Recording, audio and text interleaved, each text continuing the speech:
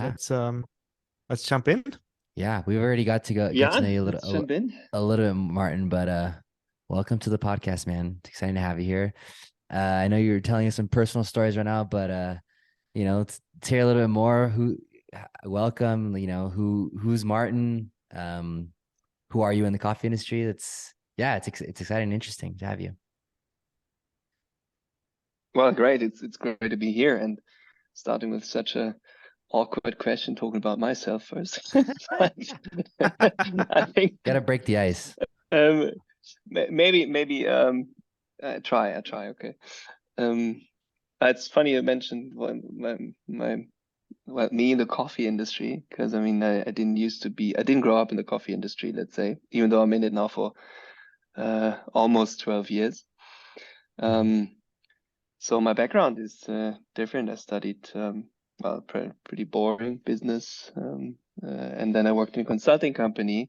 So, which is an obvious sign that I didn't know what to do after I finished my studies. So that's what you tend to do then. Mm. So I traveled a lot. I worked in China for a while, and then I worked back in Germany for a while.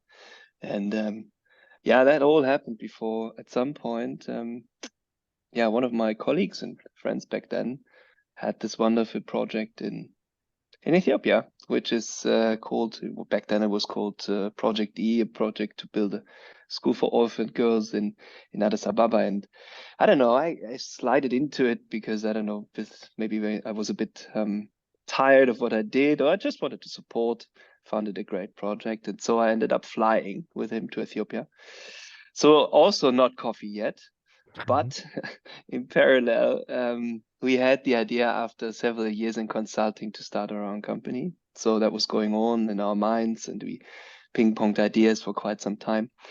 And then it came together that being Ethiopia, we thought, okay, this is, I mean, back then it was even worse than it might seem now, but among the poorest countries. And even though we had traveled some parts of the world, it was so obviously worse than what we've seen before that Mhm. we thought, isn't there anything we could do in kind of combining our idea to start our own company and then on the other side, nevertheless, help people. So that was a rough idea. And then, of course, where can you have the biggest impact in Ethiopia? It's obviously coffee, because there's like most of the people are somehow involved in coffee, especially in rural areas. So we digged a bit deeper, and then yeah, all this kind of ingredients of naivety, maybe a bit too much self-confidence, not knowing what exactly to do, led us down the road to, okay, let's look more into coffee. And then we started a coffee business. And I mean, we had literally no idea. So we found green coffee, supported back then by many contacts. Very early on, also the program of TechnoServe in Southwest Ethiopia. Mhm. Then we found someone else to roast it for us because we didn't know how to do that.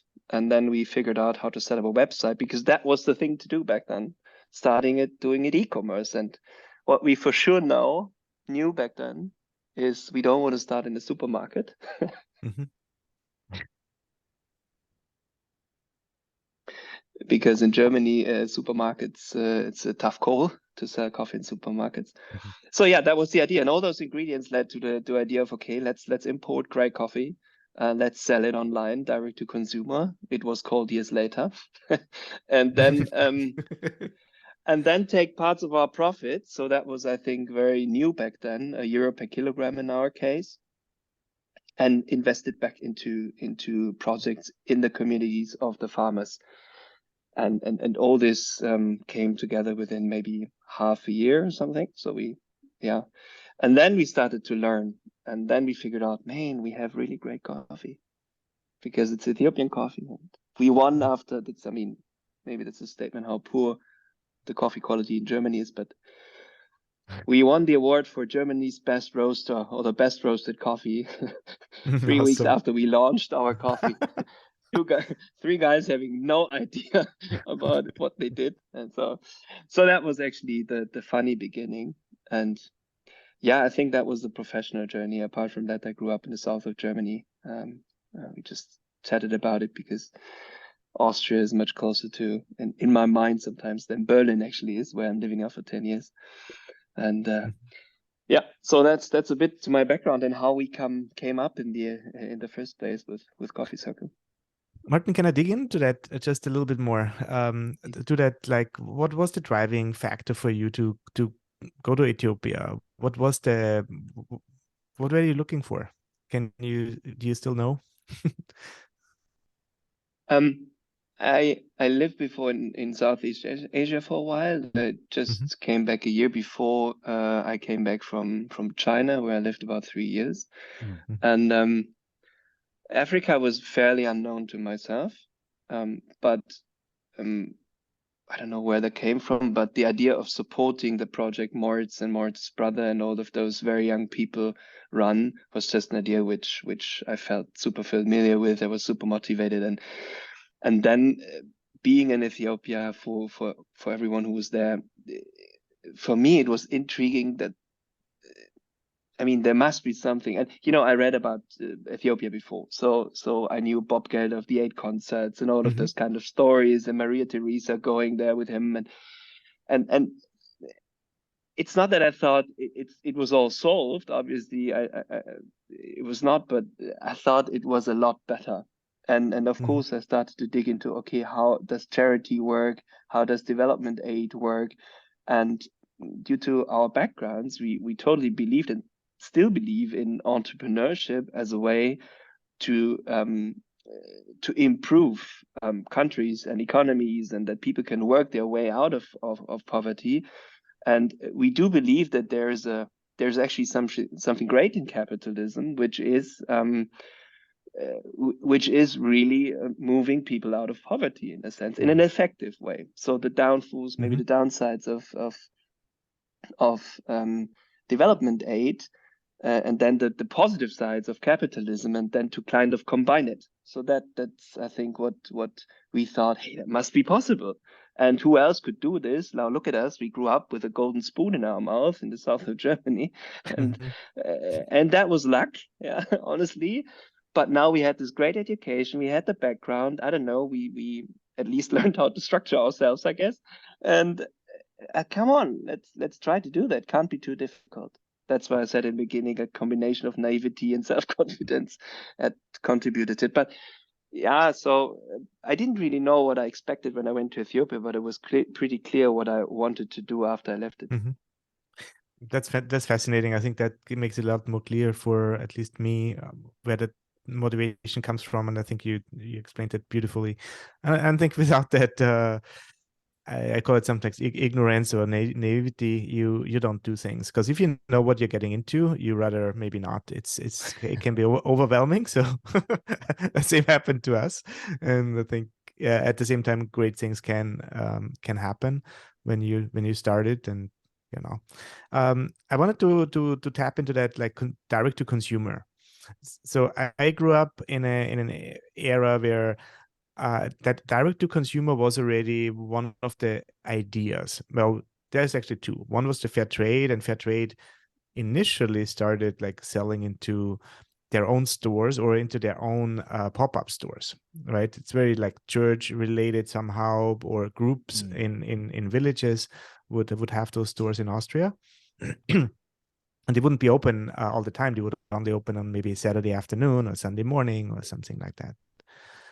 So that was a way of moving product directly.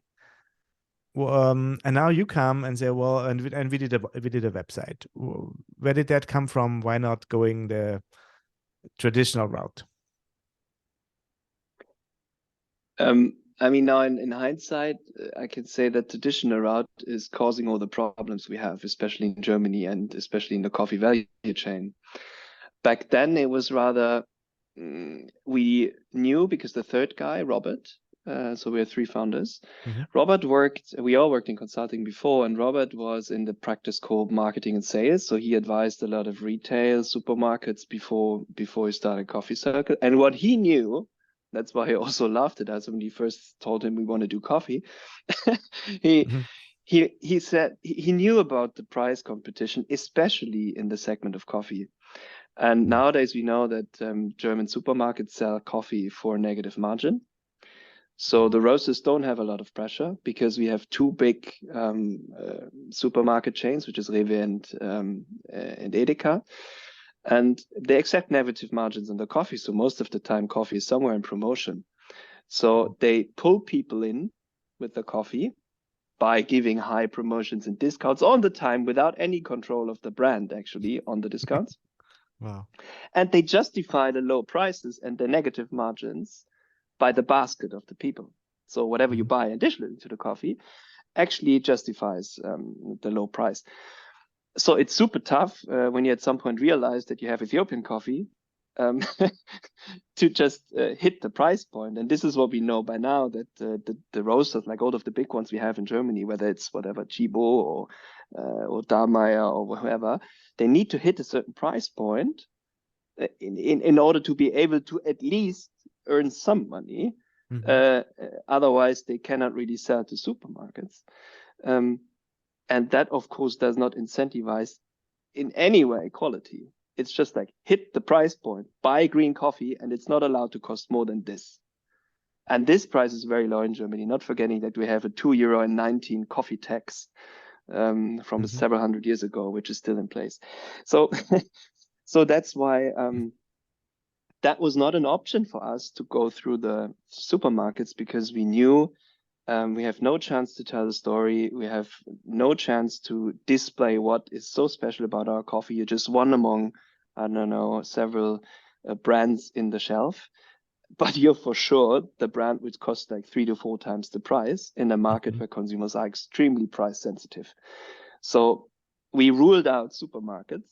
And then, of course, e-commerce was also a bit of it was the channel. It was very modern back then. It was the first years of Zalando and all of those big early on e-commerce brands. And of course, all of our peers who worked in the startup scene worked in e-commerce. So it was also for us, okay, the way to go. So is e-commerce still kind of your main focus, like your company's bread and butter, or is it now, I mean, now with your cafes, like, are you seeing more movement in your cafes, or what's kind of the distribution like between now your 3 cafes and in your e-commerce side, and especially after the pandemic, what does that look like? Majority is still e-commerce, so it's 85% of our coffees we sell. Was 85% of our revenues actually online, and we didn't open a shop before 2019, right before the pandemic started.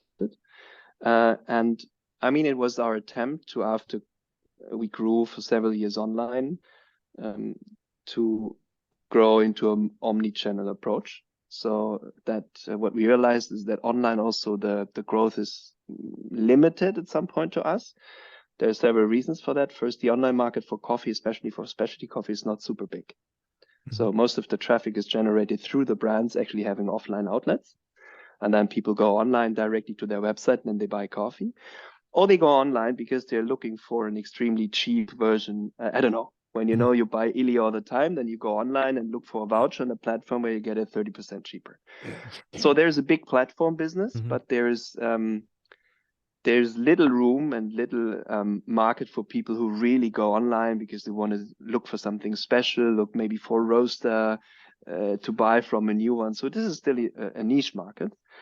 And this, so that's first. And second, the customer acquisition cost, as we then call it in our, let's say, online wording, through classic channels, through the platforms like Google, Facebook, Meta, and all of those. In the beginning, that was fairly cheap. I mean, we grew up in the phase where Facebook still, you know, when you posted something, everyone saw the post. So that's 10 years ago. So at some point, they started to charge money. And several years ago already, the marketing budget spent on online marketing or in the digital world actually was higher than the money spent in TV and classic advertisement. So of course the customer acquisition costs and all of the advertising costs grew over the years. And at some point we figured out it gets more and more unsustainable. So growing the stores was not only opening us up to a new sales channel, but also having a marketing channel, which is more sustainable than giving just money to Google and Facebook. It's fascinating how that goes, and I can relate to that, of course. And it's always ever changing, right? There's always new balances to be found and new technologies And somehow. that's true, but honestly, it's also something which we always wanted to do. We just were a bit concerned about how that works, because in structure, we are an online company, and that's very different. The entire business model is very different from running cafes. Yeah. So in our journey from starting purely online and not roasting coffee, we also started and only sourcing coffee from Ethiopia. Over the years, we first opened ourselves up to different origins. Parallel, we started roasting, so we fully integrated. And then the logical next step was also starting, of course, to open up coffee shops. But so it was not only driven by, hey, we find a difficult market online, but we realized that you will never be able to deliver the experience and to deliver the feeling you are able to deliver when someone serves you the coffee with a nice smile and can maybe explain something to you. So the entire surrounding of hospitality and cafes significantly adds to the brand experience, we believe. So it's rather surprising that we did so well before online, I'd say, because that's definitely something which is a missing piece and is a very important aspect of specialty coffee. Yeah. Well, you were on one of the first movers in that area, right? In the online sector. So I think that always helps a little bit. And of course, with also your expertise you brought to the table. But let's dig a little bit into the sourcing side, because that's where you actually come from, right? So you started as a direct trading company without the outlets first, kind of. Can you go a little bit more into that story and reflect on like the direct trade movement and what is what and how you interpret it? It's funny because a lot of people, I think, at the beginning didn't really know where to put us. So they were so because we didn't roast our coffee, we didn't have any outlets. So they were like, why? Are they specialty coffee? Are they? So it was very funny. So in the beginning, I think a lot of people were extremely irritated, also because we raised money from people to grow the company. So I think that the scene didn't really like us in the beginning. And the reason is because we came from a very different, our route into coffee, how we tackled all this was very different. So as it just explains, we started by sourcing green and didn't even roast and sell it online. So yeah, most of the people start having a coffee shop or being a barista, maybe having their own coffee shop, then going down like, hey, where does it come from? Hey, what is roasting? And then you start roasting. And at some point they travel to origin and they learn more about this. And we somehow mixed this all up and started from a very different, so because this is what we do longest, is really directly sourcing and also engaging a lot with the communities on the ground with the increasing amount of money we obviously could raise because of the euro per kilogram. So the direct trading aspect, but also the significant infrastructure we built, for example, in Ethiopia around health in the wider sense, but also in increasingly also in the coffee value chain, like washing stations, etc. But I can talk a lot about this. Careful. And in our definition, direct trade was in the very beginning to figure out what are the needs of the communities in terms of, yes, we buy their coffees, and yes, we would like to pay a fair price, not overpay, but pay a higher price for the great coffee they're actually producing. So very basic, but being there and figuring out, like doing this on a, and it sounds a bit, maybe a bit blunt, but doing this on an eye level and not being introduced by someone who drives you there and then you take pictures and then you're like, this is like the marketing part of it. So we spent weeks and months in Ethiopia on the ground to figure things out.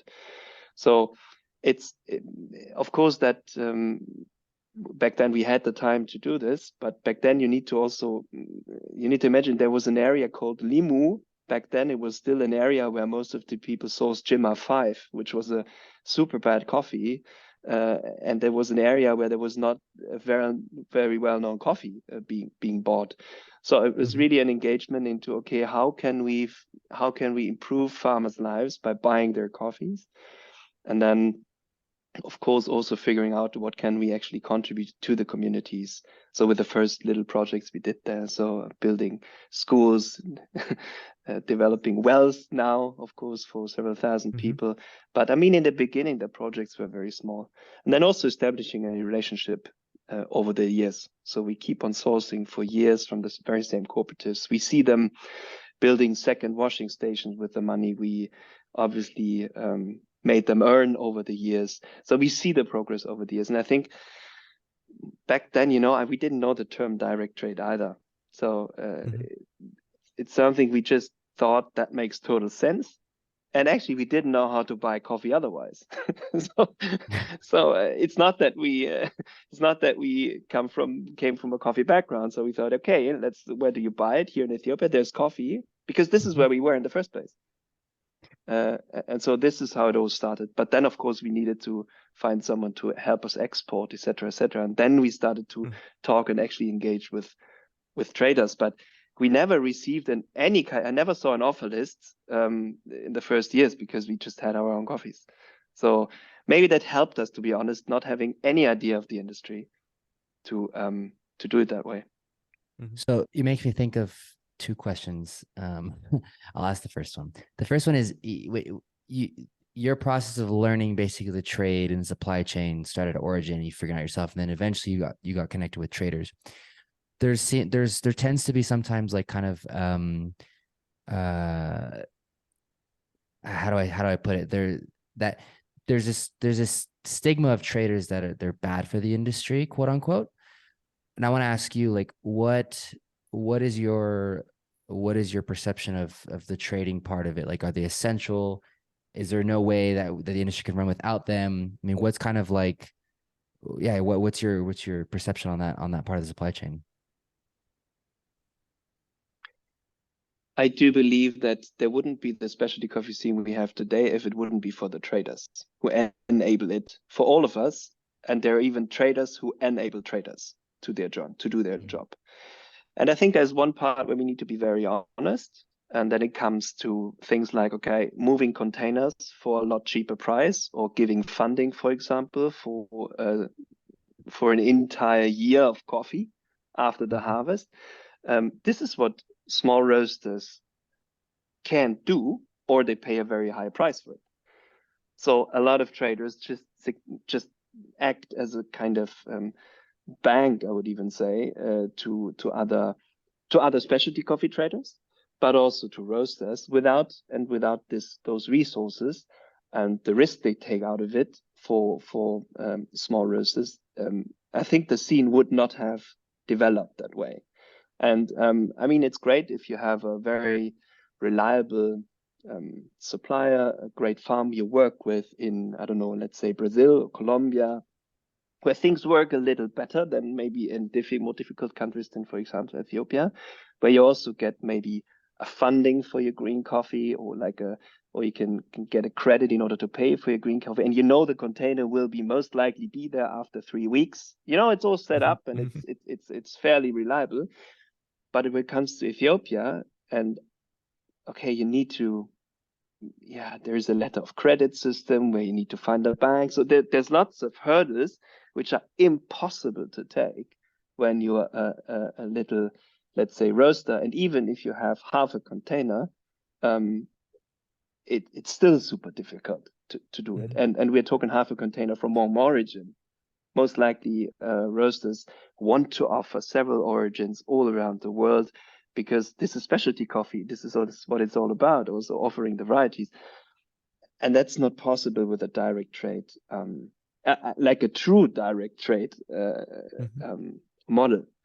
So I'm just not a fan of the discussion, what is really direct trade and what is not, because the consumer side, everyone is direct trade, but in the back, 90%, I would say, are not directly technically trading themselves, which is okay, because we will not make lives of farmers better, which is, I think, still one of the major goals of direct trade.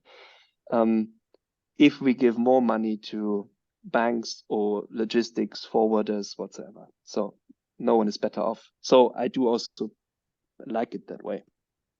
Doesn't kill the romance for me. I guess one part of that direct trade element is that you know the farm gate price, and there's a certain communication between roaster and farmers. That's what you said is technically true, right? It's not traded necessarily that directly, but there is a communication and a information exchange happening on that level. How important is that to you, or how can that be improved? I believe it's very important for some reasons. The first is, from my experience, many farmers, growers have never seen their final customers. So it's first of all extremely motivating. It's not that anonymous anymore, and then so I think that itself is already quite worth it. I also believe there's a very high potential in directly communicating needs and maybe also market demands, your personal needs, but I think that's also very tricky. Because and this is what also we've seen in the past in Ethiopia. So there's areas where you have great coffees. There's areas, and one cooperative, let's say an example, produces, I don't know, let's say 5 containers, maybe 3, doesn't really matter, but that's a big volume already. So what we've seen in the past where it goes great is when you have people who train on the ground, the farmers who give feedback in terms of processing methods, when you try to really improve the entire harvest in a way which is internationally marketable. So where there's a market, for example, for proper 80 plus coffee or 85 plus coffee, which just sells because there's a market demand. When it gets very tricky, when you start with special fermentations, sun-dried, naturally processed coffees, which is in the market still super, super tiny, but you as a roaster, for example, come and tell several cooperatives, hey, this is exactly what the market wants. And then producers believe in it and produce a way too much, for example, natural coffees. And in the end, they end up with a coffee which it took them a very high effort. But the roasters who actually demanded it just take a few bags and maybe only from one cooperative and not from 5. So this is the downside of it. So we need to be very careful in, I think, balancing how that feedback loop works. And this is where I think also traders can give a very, very good input for growers and producers, because traders ultimately take the risk, and roasters do not take the risk when they ask farmers for a certain fermentation. If they don't like it, then they just go the other way. So I think it's very tricky. And again, this is, I think, and this, I think we know this also from the development aid in a different context, maybe, there's never bad intentions. But I think it's what we've learned, at least over the last 12 years, good intentions do not necessarily move the thing into the right direction. Sometimes we just do not know the context. And this is also what we've learned when we sat down with farmers. I don't know, we have several studies where we sat down for weeks to figure out if the prices we pay actually cover the cost of production and what they actually contribute to the society and to the future of the families and their income. And we wanted to ask whether they're better off us paying higher prices, because that wonderful theory has never been necessarily proven. And we learned very quickly that we should look into a lot more than coffee, because those are not coffee farmers. Those are farmers, and only a fraction of what they grow is coffee. So if we neglect all the other crops, you will never end up with a proper recommendation what those farmers should do. And most of the time, it's not invest more in coffee. Many, many times, I wouldn't say most, but many, many times is actually maybe reduce the investment in coffee, but better grow something else because it gives you a better return. I would like to come back to that commitment. So you were saying the roaster comes and says, hey, it would be great to have this certain type of fermentation, or has some ideas, and basically, I would say, orders something, but not really. And it just give some ideas, and then the farmer has to decide based on how strong that conversation went.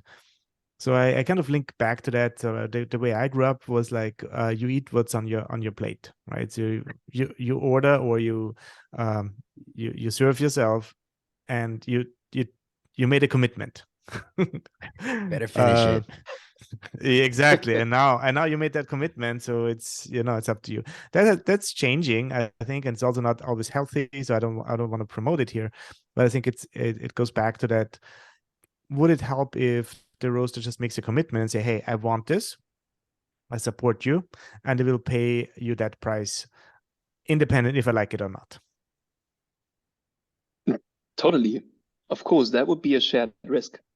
Yeah. So I think as soon as we're willing as roasters to commit to those kind of models, I think that's a super good. It's a great synergy, and I think then we're all aligned. It's just super difficult in many countries to go that far. Again, I mean, our main origin, 40% of our coffee is Ethiopian coffee. It's super tricky, and I mean, we do know that we didn't try, but we know lots of stories where there was a certain pre-financing, for examples of the harvest, but then it was sold to other people. So I think the coffee was sold to other people. So I think there's a certain risk involved, but you need to take it. And I think it needs to be balanced. It's not that roasters need to take the risk and then farmers should not, but I think we need to, like it is in every, I think, business and in every collaboration, at least we need to think about it before how it is fair. And let's say the traditional way of trading and the traditional way of, hey, I want to have this kind of fermentation, please do it, does not necessarily involve also a financial commitment of the roaster actually demanding it. But I think otherwise it would be just, then it's a grown to order or processed to order. Then it's totally fine, I think.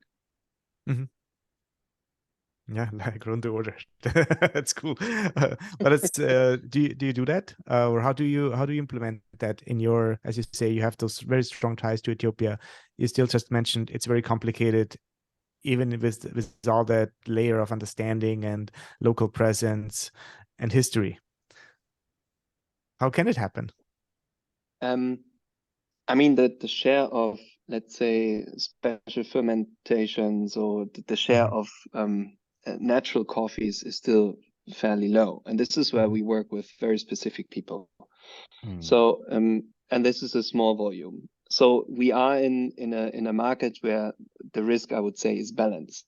The majority of our coffees are let's say 85 graded washed coffees, and in the areas where we work, also where we're engaged for a long time and where we invest in infrastructure, there's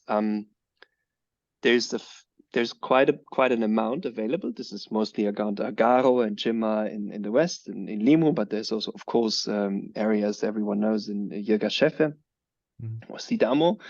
And what we try to, and this is especially when it comes to us investing in, for example, washing stations. So by now, I think we work with about 25 cooperatives, invested, I think, set up 12 to 15, I think now, washing stations. So sometimes we, together with the farmers, of course, they started completely new cooperatives. Sometimes it was just cooperatives who didn't produce washed coffee before. So of course, then we create, with every new cooperative, you create, I don't know, 2 to 5 containers at some point more washed coffee. So there needs to be a certain market demand. And of course, not all of the 5 containers are 90 plus coffees. So it's not worth it. When we came then around and said, okay, we would like to have those 5 bags or that lot, please, because that has a 90, whatever, close to 90 grade, and the rest, I don't care. So we need to balance this. So we have also, many of our blends have a certain share of Ethiopian coffees.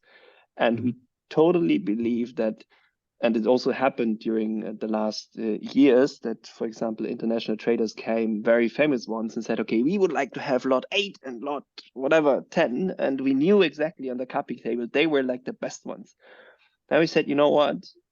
If we want those kind of qualities, we get them somewhere else.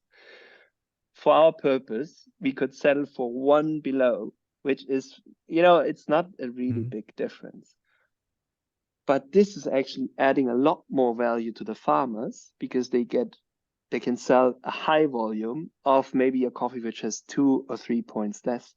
But on the consumer side, we are totally able to sell an amazing coffee most of them had never tasted before. So I think that thinking also a bit beyond we can only nail the highest quality is actually what will help farmers most. Mm-hmm. Yeah, I heard that many times already, actually, and I think that's it's a game of volume and a game of quality, and both kind of need to align to really make it happen and make it worthwhile. So with it's that, also not new. I think in the beginning, sorry to interrupt. In the beginning, I think it was very radical. By now, everyone knows that. The problem still is we need to all grow in volume, so we can also work with those kind of coffees. So I think that's still something where the market at some point hopefully will just demand a lot more really great 80 plus coffees. So your example reminds me a little bit on some companies I know here, like bakeries especially. They bake certain goods and then they sell it and then they close the door and lock the door once they're done selling it. So it's against the 24/7 availability we are very used to here in the US, and it goes into I have a certain quantity. I have a certain quantity I can guarantee. I can do manually, and I can control the quality perfectly. But once that's gone, there's no more. And there's immediately that thought, like, why don't you hire more people, create another store, do something? And there's like, because we could not control the quality and we don't want to do that. So it's also, of course, maybe a little bit a game of scarcity, which also keeps prices high. I have not seen that coffee shop yet where they would say, hey, we have 3 bags of that specific coffee and you get espressos or you get coffee drinks as long as it lasts. And then we close the door. I've not seen that at all. But I've seen coffees going out of being sold out. So that's that I've seen. Yeah, that's what happens. Of course, when you have like nano, micro, whatever lots you want to call them, or coffees. It's that's what happened. That what happens. But we also try to create a certain stability, at least in our portfolio, for very exclusive coffees, so that we have them all year round. So it's not always working, but when the shelf life of the green coffee is good enough. Right, exactly, and that's of course that's a little bit different from a bakery, right? You can keep your things a little bit longer on the shelf, even if it's just a week or 2 weeks longer. That helps already tremendously. Now, shifting the gears a little bit more towards your operations in Germany and Berlin, and the way you started. You were saying, well, we started differently because we started with loans, and you were very educated on the financial side. How does that make you different? And can you a little bit go through the journey? Because I think it's for most, at least for most small coffee roasters, it's more like I have a few savings. I get into a machine or in the co-roasting space, and I start for the love of coffee. And I think your operation started a little bit different, and is on a different path. I heard the magic word VC at some point, so maybe you want to tap into that a little bit. The good thing about coffee is it doesn't take long, and then you become very, very, very passionate about it. So it didn't take us very long. Yes, the impact was first, and actually using coffee in order to change the life of farmers was the idea. Luckily, I can only say we started in Ethiopia. And very soon we figured out this is exceptional coffee. I just mentioned it earlier that we were, after 3 months of start, we were like the best coffee in Germany, called or elected by such a magazine, whatever. So I think starting with impact was definitely the motivation, and it's still at the core of our company. So improving lives by delivering outstanding coffee is still our mission. So but it didn't take long that we figured out, wait, okay, let's look outside of Germany, because obviously coffee quality here is extremely bad. And then we discovered the specialty coffee scene in the early years of, I mean, back then it was let's say the early four, Intelligentsia, Stammdown, Counterculture. counterculture, and number four, we can argue. But so I think that's what we figured out. And of course, we liked the way how they lived and celebrated the coffee. And I mean, we had to learn a lot about coffee. And the advantage was we didn't rely on resources from the past somehow. Traditional roasters, we didn't look at traditional roasters in Germany, but we looked at all those super fancy coffee shops. We looked at roasting. We wanted to start a roastery. We really went down that path, and the passion grew very quickly. We had already, I think, after 2 years, we had a pop-up store in Berlin in the summer, and we figured this all. We had a brew station back then. That was the time when all of the roasters, just started roasting in Berlin. So we were laughed at when we walked around with a great one washed Jagerchef or Limo, I cannot remember, both most likely. And we tried to sell it to Berlin, like all the coffee shops in Berlin. And everyone laughed at us and said, go away, we're only having espresso. And that was 12 years ago. And now look at them.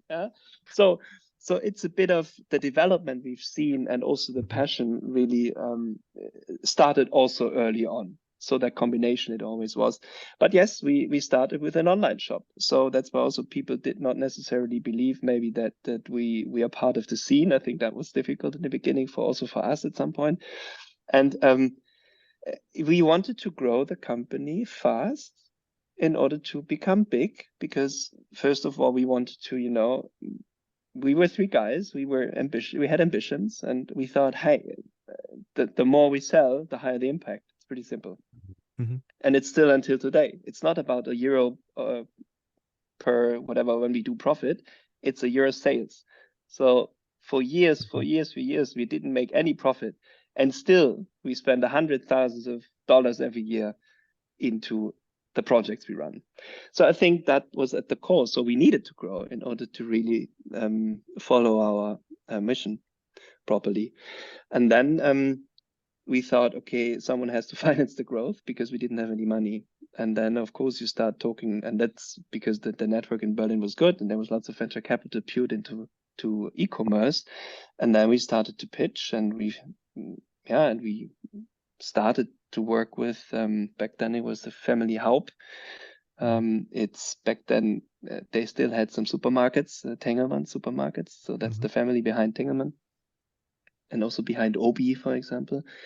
And we convinced the family that that's a good thing to invest in those 3 young guys, which have the idea of actually running an online coffee roastery, so to say.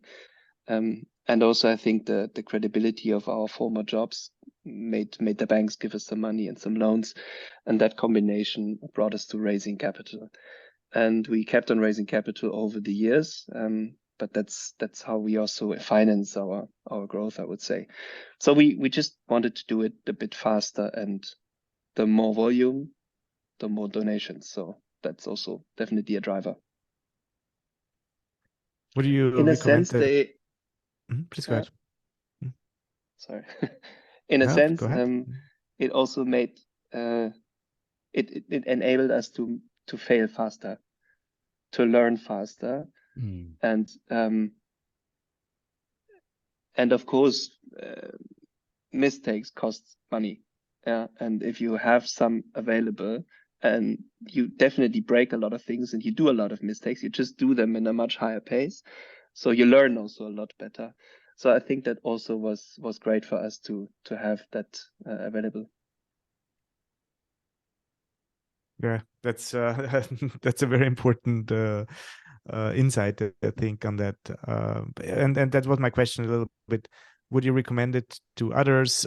Is the venture route good for coffee, or it doesn't matter what product, as long as you know what you do and how you want to grow? I think that's a very personal decision in the end. Mhm. I would always say if you manage without raising external capital, that's the best way to go. Yeah, because obviously you don't need to make any compromises. Obviously, you stay in full control, like all the advantages you have when you run your own thing. On the other hand, if you want to grow fast and if you want to fail fast and if you want to at some point really build something of significance and you realize, okay, I can maybe open one coffee shop and then it needs to be up and running, and after 2 years I can open maybe another one, and you think that's not quick enough for you, then I think you can decide to convince other people to maybe finance this, but then you lose certain, I don't know, control mechanisms. So I think it's a very individual question to answer. And back then, and maybe I would do it differently today with all the knowledge and also the market we have now, and also the legacy after 12 years dealing with venture capital. I'm very honest. It's not always easy. Everyone has their own ideas and opinions, and that's definitely something we also needed to deal with. Yeah, I mean, if it always goes up and everything is growing and goes fine, it's all good. But things get tricky and plans do not materialize. And I don't know, we are now in an economic downturn. Now it's super tricky, and of course then it gets a bit uncomfortable. So if you don't want this, don't get anyone involved. Yeah. So I guess I have a question regarding when you were raising funds and like speaking to different VCs. Me coming from an American perspective, where a lot of VC and investors here in the States are very cutthroat. Where's my ROI? How much ROI am I going to get? Et cetera, et cetera. When you say that your business at the core is still the impact you're making, how do you pitch that to a VC? How do you pitch that to an investor? I mean, is that just a matter of finding the right investor who understands what you're pitching, or yeah, how do you make that pitch? Because there's some investor could probably interpret that as like, oh, they just want to make impact, but like, where's the profit? Like, and where we on this side are totally in agreement with you that like the impact is well worth it. How do you pitch that though to investors? I think there's different type of investors. We also have different type of investors involved. So some do really care about it. Some say they care about it and just don't care. And others are driven by that. So there's also impact investors. So for example, we have also one impact investor, defined impact investor on board, who invests only in business models which actually do have impact in countries like Ethiopia. So there's a variety of investors out there. I think smart investors in the consumer in the consumer space now, they also realize that doing things right is adding value not only to the brand, but also to culture within the company, to employee, like the entire employer branding. It adds to everything, basically. So if you do things right, I think smart investors realize in the consumer space, doing things in an impactful and sustainable way adds a lot of value to the companies. We see B-Corp, for example, as a movement, and it's proven that B-Corps actually perform better in average to their peers. And it means people who have a certain set of values create companies which represent those kind of values, and they're better for the world. And obviously they even perform better on the financial bottom line. Nevertheless, they care about the environmental bottom line and the social bottom line. And that's proven already. And I think this is where we need to all go. And when investors today also need to think of, okay, when I invest today, I need to sell the company, I don't know, in 5 to 7 to 10 years. They, even when they might not be convinced by the brand argument or by the economic, whatever, they need to think about their risk when they sell a company, which is actually not sustainable in 7 to 10 years. So today, I think for no investor, it's actually possible to invest into companies which have not at least a certain a certain criteria is fulfilled in terms of sustainability, social impact, etc. So I would say smart investors encourage it, and we should only think about smart investors. Yeah, I hear it a lot actually, that ESG is becoming a really big buzzword, and not only buzzword, actually a foundation for investments.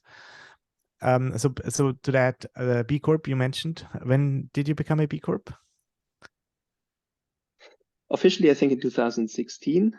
We went through the process 2 years before, but there was no adaptation for the European market.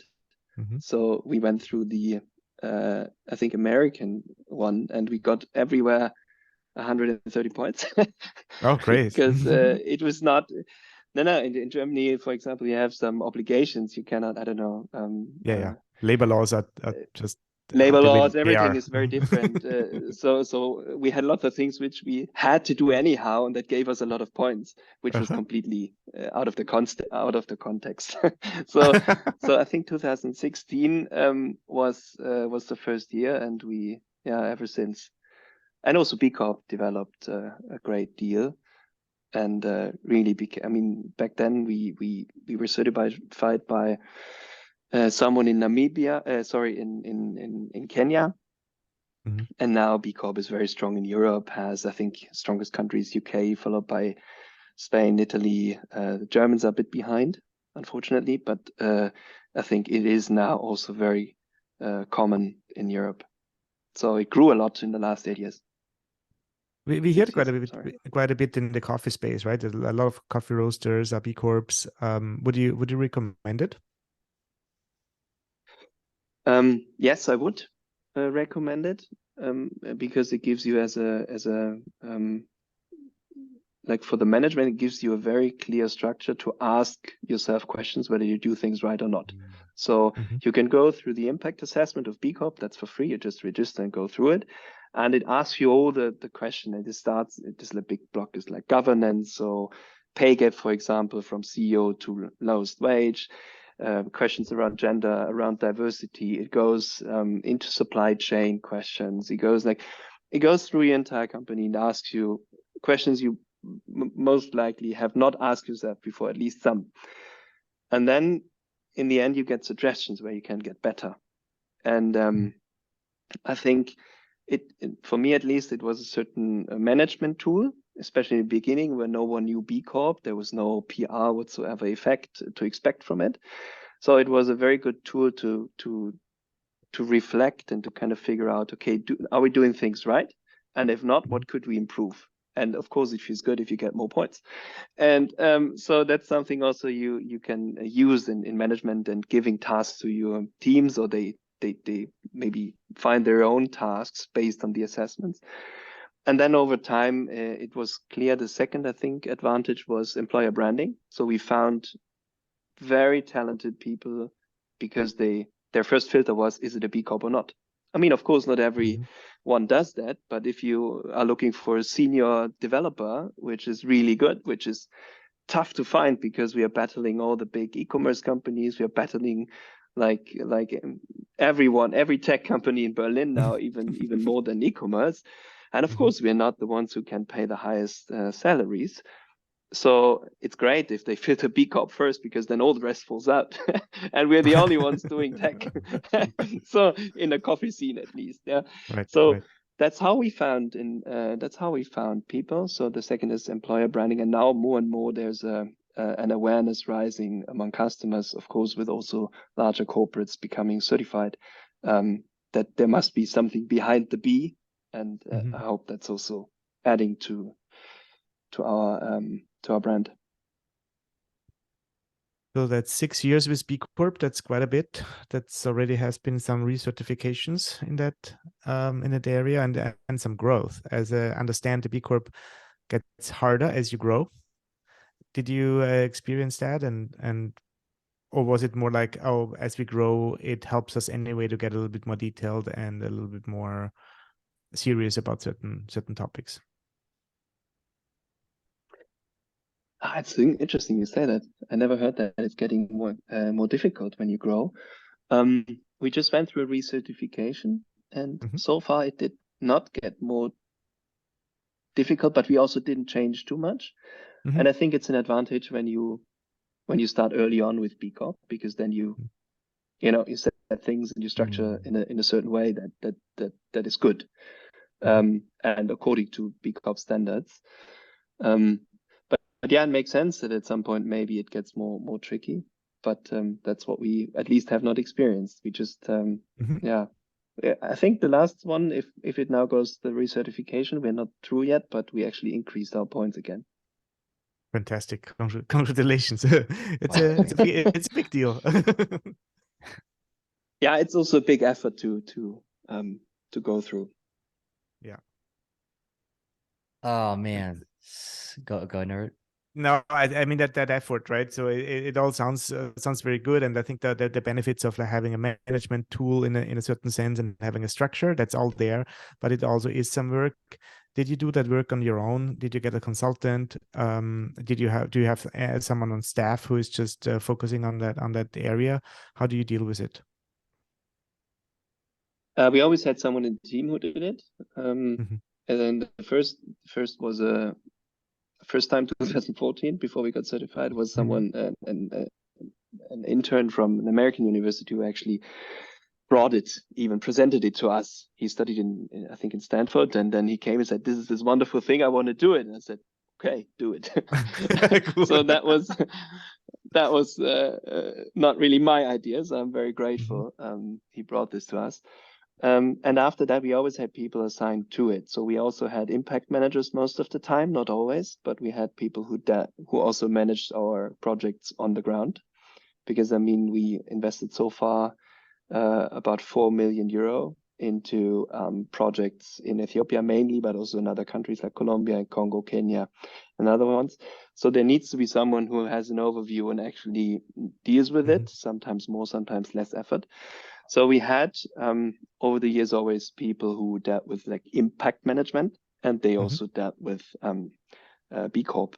Plus, it's sometimes also you get young working students or interns which are very familiar with B-Corp because they wrote their thesis about it, did a bachelor's thesis, whatever.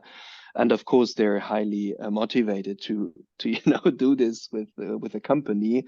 And yeah, so that also worked in the past. Of course, the more you grow, the more also sensitive maybe the data gets. You need to get, I think, a senior team involved, also because of awareness reasons. So unless it's really a C-level visibility, you also do not get out what you want to get out of B-Corp, because it's not the PR thing. Now we are B-Corp and now sales go up, at least not here in Germany. That's not the thing. It's really something you need to internalize to get the value out of it. So it's an investment into your internal structures, processes, governance. It's also a strong governance aspect into it. My investors didn't like it at the beginning, but so that's something, the so-called B-Corp paragraph, which you have to sign. So we had to even change our documents, our profound documents of the company to get this. So I think, but so that's it. I believe it must be has a C-level attention, so that you get it right. But then operationally, it can be done by smart young people as well. Yeah. At what point of a I guess at what point of a business's growth would you recommend really starting, if they're interested in B Corp, investing time into applying and getting the certification? I mean, is this something a startup should consider and think about, or is it something once a company's profitable, or what point would you recommend? I think you need a certain structure and size so that it all makes sense. Because I mean, if you're just 5 people, you can get certified. It's also fairly easy to get certified, depending also whether there's different tracks. So it can be an agriculture track when you're really going down to farming. There's for example, when you're a consulting company, it's a lot easier because of course it's not that difficult to make things right. Yeah. So it's I believe depending on the business model, but also depending on the size of the company. And when it comes to coffee roasters like us, I believe when you have 15, I don't know if it can say people, but depending also if you run shops or not, you need to have a certain size in order to that it makes sense to really answer the questions and also to make progress after that. So, but then you can do it early because it sets just the as I said it before, you know what they ask you, and if you think, okay, I have an idea to do better in this and that segment maybe of the questionnaire, then you might make different decisions when you set up a new department or when you engage in supplier relationships, etc., etc. So I think the earlier you get the mindset, the better. But it doesn't make sense when you're 3 people. Yeah. It's amazing. I love that. That impact topic. Of course, that's also why we got started here at Cropster, and it's not that easy to quantify and qualify and organize around impact, and not lose track or eyesight on commercial activities or commercial success. But bringing both together is, I think, the biggest joy you can have. So yeah, congratulations on so many levels. It's it's an amazing thing you It's the have built. biggest joy. But it's an ongoing struggle because our systems are traditionally not built to combine it. So there's lots of things where you need to, look at, if it's investors, you need to explain. I mean, the question you had before, do people understand? Do they not? I think this is the biggest challenge because the system is not made necessarily for doing things totally right. So there is still a certain focus on financial success first, and the rest, if it all works out, of course we are then sustainable. But if it's still very much the financial bottom line which is ruling. So when it comes to taxes, when it comes to all the other things, it could be a lot better for companies which actually have that purpose and have that sustainability. But the bigger companies with those kind of visions, the more successful they become, I think the more we can maybe tackle this and just inspire others. And the more people actually are following, I believe the more we can change the environment, we can change politics and like the entire framework. Well, that's exactly what I heard, right? You said, hey, this needs to be a member of the C-suite. You cannot be or should not be a CSR person working in the marketing department. So to really have that impact and not be abuse it as a marketing tool. But you wouldn't get there anyway, I think, with B-Corp, because there's so many questions they wouldn't be able to answer on their own. So there would be a constant interaction with management necessary anyway. And on the growing size, I think it's part of a DNA of a company. So if you start early to think about that, it's easier to get that into your DNA. If it's an afterthought, changing a way of a company 20 years later is much harder. So maybe it's not the first thing you do. And also B-Corp is actually quite, as far as I at least know, they want you to be profitable. So they want to be working with successful companies. They're not interested in not successful companies. It's commercial for-profit companies they work with. So I think it's their push also towards that. Which gives the whole thing wings, yeah. It's the they say using business as a force for good. Yeah, it's right. Using capitalism in a way in order to improve the world. And I mean, I had a call with a larger roaster not even 2 weeks ago, and they introduced B-Corp last year. So they went through the process, and one of their employees actually told me this is what changed completely our way of doing things, thinking about stuff, and the entire culture changed already. Just going through the questionnaire and then deriving first few actions, which in the end is just making things transparent and giving a little guidance maybe for the company to do things in a different way. I was also surprised how quickly at some point actually the impact can be. So I can just encourage everyone to try. Cool. Yes. Well, thank you so very much, Martin, for all your insights, for this really interesting recording, and from origin to business to B Corp. Thank you so very much. Yeah, thank you. I feel so motivated right now. Let's get to work, Norbert. Come on. Let's do get it. to work. No, thank you. Thank you for all the questions, and yeah, let's keep going.